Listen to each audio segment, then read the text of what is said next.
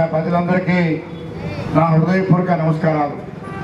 ఈరోజు ఆంధ్ర రాష్ట్ర చరిత్రలో ఒక సువర్ణ అధ్యాయం కలిగించింది. 5 కోట్ల ఆంధ్రుల ఆకాంక్ష మన అమరావతిని ఆంధ్రప్రదేశ్ శాశ్వత రాజధానిగా గుర్తిస్తూ భారత పార్లమెంట్లో బిల్లు ప్రవేశపెట్టి దానికి ఆమోద ముద్ర వేసినందుకు మనందరి తరఫున గౌరవ భారత ప్రధాని నరేంద్ర మోడీ గారికి, కేంద్ర ప్రధానికి నేను ధన్యవాదాలు తెలియజేస్తా ఉన్నా. అదేవిధంగా అమరావతి అంటే కేవలం ఒక ప్రాంతానికే కాదు, అది మన ఆత్మ గౌరవం. గత కొన్నేళ్లుగా నెలకొన్న పరిస్థితి తెరదించుకుంది.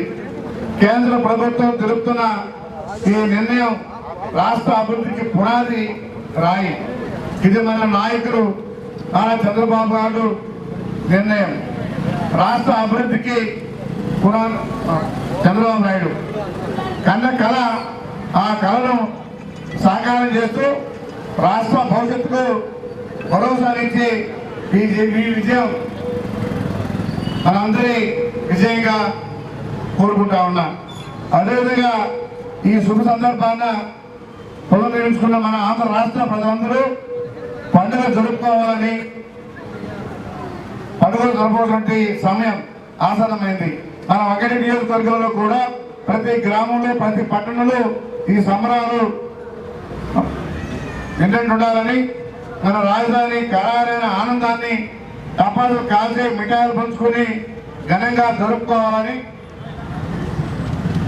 అదేవిధంగా రాజధానిపై విశ్వాసం రావడంతో ఇక రాష్ట్రానికి పెట్టుబడులు, నిరుద్యోగులకు ఉద్యోగాలు, రైతులకు భరోసా లభిస్తాయి.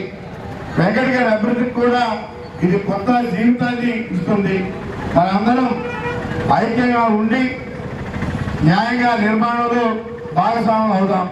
ఈరోజు మన నియోజకవర్గ కేంద్రంలో జరిగే విజయోత్సవ ర్యాలీలు కార్యకర్తలు, అభిమానులు మరియు ప్రజలు పెద్ద ఎత్తున పాల్గొని విజయవంతం చేసడానికి వాళ్ళందరూ కూడా ధన్యవాదాలు తెలియజేస్తూ, గతంలో జగన్మోహన్ రెడ్డి రకరకాలుగా మాట్లాడాడు. 3 రాజధానులు అన్నాడు. ఏ రాష్ట్రంలో 3 రాజధానులు లేవు, ఒక క్లారిటీ లేదు. మరి అక్కడ 29,000 మంది రైతులు, 32,000 ఎకరాల పొలాన్ని నుంచి మరి ఆ మహిళలు పడ్డటువంటి బాధ అంతా ఇంత కాదు. ఆ మోస్తే ఆ జగన్మోహన్ రెడ్డి కొట్టింది ఒక క్లారిటీ లేకుండా. అందుకని రాబోయే రోజులు అవి కూడా ఉండవు. ఆయన చేసేటన్నీ కూడా ఇప్పుడు బయట వస్తా ఉన్నాయి. ఎక్కడ అభివృద్ధి లేదు, అన్ని బ్యాంకుల్లో డ్రా చేసి ఏం చేశాడో కూడా తెలియదు. ఈ రోజు ముఖ్యమంత్రి చంద్రబాబు నాయుడు అడిగిన తర్వాత అభివృద్ధి 2 కళ్ళుగా అన్నింటి పరుగులు ఇస్తా ఉన్నాడు. ఎక్కడా కూడా కుట్రలు లేని రోడ్లు, అభివృద్ధిలో ముందుండాలనే ఉద్దేశంతో ఒకరోజు సెలవు ఇస్తే కూడా పెన్షన్ ముందు రోజు ఇస్తా ఉన్నాం. ఆ రోజు 15వ తారీఖు, 20వ తారీఖు ఎప్పుడు ఇస్తాడో కూడా తెలియదు. ఈ రోజు ముందు రోజు సెలవు వస్తుంటే ఇంకా ముందు రోజు ఇస్తా ఉన్నాం. అదేవిధంగా అభివృద్ధిలో ముందున్నాం. అన్ని రాష్ట్రాల కన్నా కూడా మన రాష్ట్రంలో పెన్షన్లు ఎక్కువిస్తా ఉన్నాం. ఎక్కువించేదే కాకుండా పక్క రాష్ట్రంలో చెన్నై ధనిక రాష్ట్రం ఎంతో రెవెన్యూ వస్తుంది, 1000 రూపాయలు ఇస్తా ఉన్నారు. మన రాష్ట్రంలో 4,000 ఇస్తా ఉన్నాం.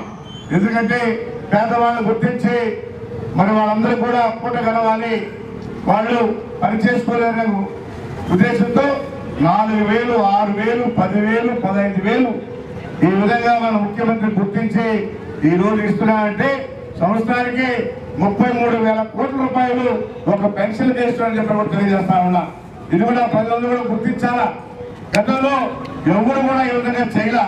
కాబట్టి ఎవరికి కూడా అనుభవం లేకున్నటువంటి ప్రజలకి ఆ నిధులు ఎగబెట్టాలని చెప్పి ఒక అవకాశం అని చెప్పి మరి ముఖ్యమంత్రి చేస్తే, ముఖ్యమంత్రి అంతా కూడా దాచుకుని అన్ని బ్యాంకుల్లో అప్పు పెట్టి ఏ బ్యాంకు కూడా పోయే విధంగా లేకుండా చేసిపోయారని చెప్పి కూడా తెలియజేస్తాను.